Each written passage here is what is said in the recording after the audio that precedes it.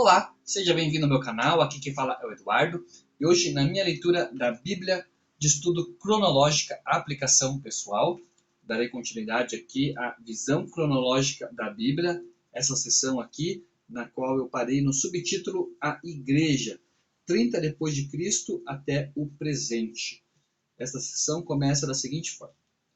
Durante a festa de Pentecostes, 50 dias após a Páscoa, o Espírito Santo prometido finalmente veio sobre os discípulos de Jesus e eles começaram a proclamar as grandes obras de Deus em línguas que nem sequer conheciam. Pedro falou à multidão sobre Jesus e sua ressurreição e rogou que seus ouvintes se arrependessem e seguissem a Cristo. Cerca de 3.000 pessoas se tornaram crentes em Jesus naquele dia, dando início à igreja cristã. A profundidade do impacto de Jesus sobre esses novos crentes tornou-se imediatamente visível por causa do compromisso que eles assumiram de amar e cuidar uns dos outros. Muitos crentes deram seus bens voluntariamente para ajudar a suprir as necessidades de outros membros da igreja, e a igreja fez planos específicos para cuidar das necessidades das viúvas. Deus também operou muitos milagres através de Pedro e dos outros líderes, confirmando a autoridade destes homens e encorajando os crentes. Entretanto, a perseguição surgiu rapidamente. Tiago, irmão de João, e também um crente chamado Estevão foram mortos por sua fé em Jesus.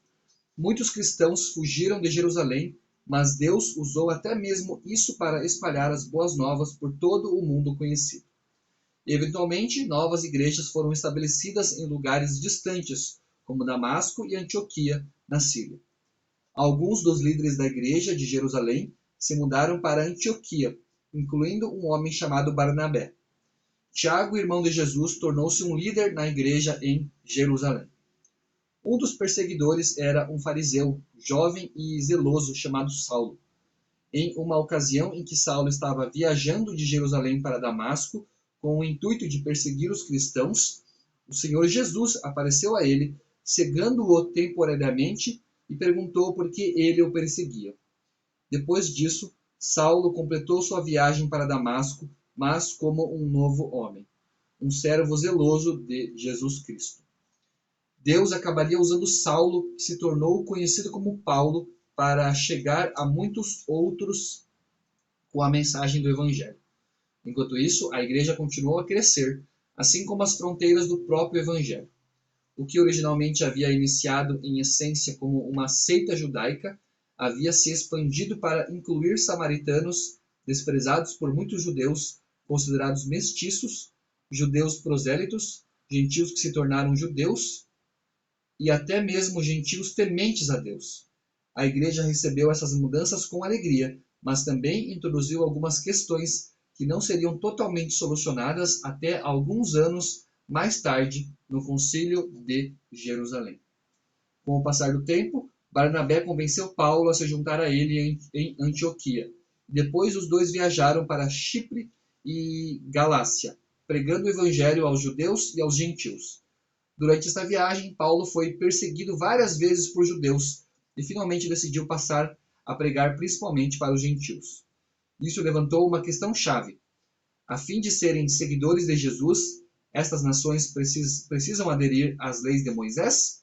Ou seja, estas nações precisam se converter ao judaísmo, incluindo passar pela circuncisão e seguir as rigorosas leis alimentares dos judeus, antes de se tornarem cristãs?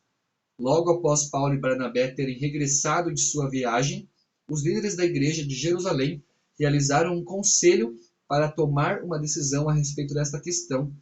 Depois de alguma discussão, os líderes concordaram que os crentes gentios não precisavam ser circuncidados nem se tornar judeus convertidos a fim de se tornarem cristãos. Eles eram cristãos de pleno direito, assim como os crentes judeus. Logo após esse episódio, Paulo embarcou em mais 2 viagens missionárias. As grandes distâncias percorridas foram possíveis, em parte pelo excelente sistema viário de Roma e a paz relativa, devida ao poder inigualável de Roma na região. Ao longo do caminho, Paulo estabeleceu igrejas em toda a Ásia Menor, Macedônia e Acaia, e várias de suas cartas a essas igrejas tornaram-se parte do cânon do Novo Testamento.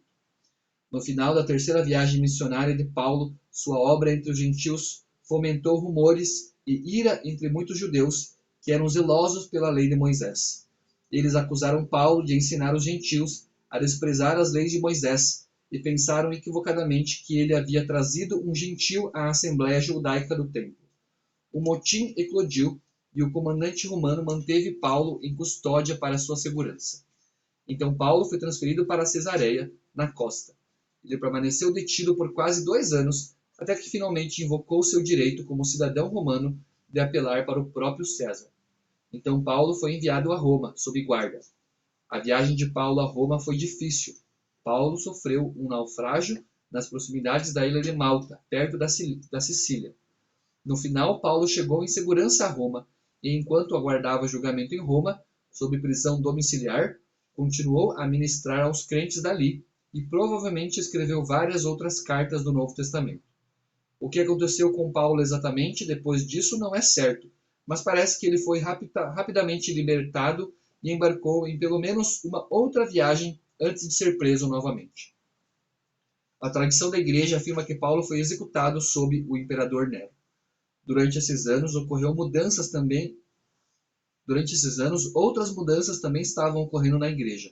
Aparentemente, o apóstolo Pedro se mudou para Roma, onde também sofreu o martírio sob Nero. Segundo a tradição, João Marcos, parente de Barnabé, registrou as histórias e os ensinamentos de Pedro sobre vida e o ministério de Jesus, o Evangelho de Marcos.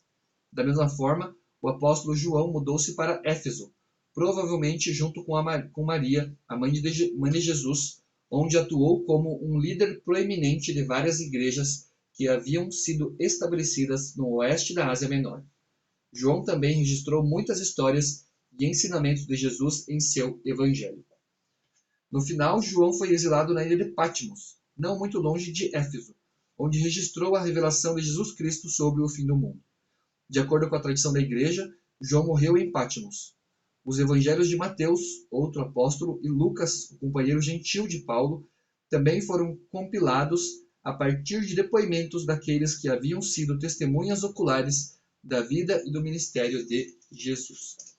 Essa daqui então foi a leitura da última parte, o último título ou subtítulo da visão cronológica da Bíblia, aqui da Bíblia de Estudo Cronológica, Aplicação Pessoal. Agradeço por você estar me acompanhando, fique com Deus e até o próximo vídeo.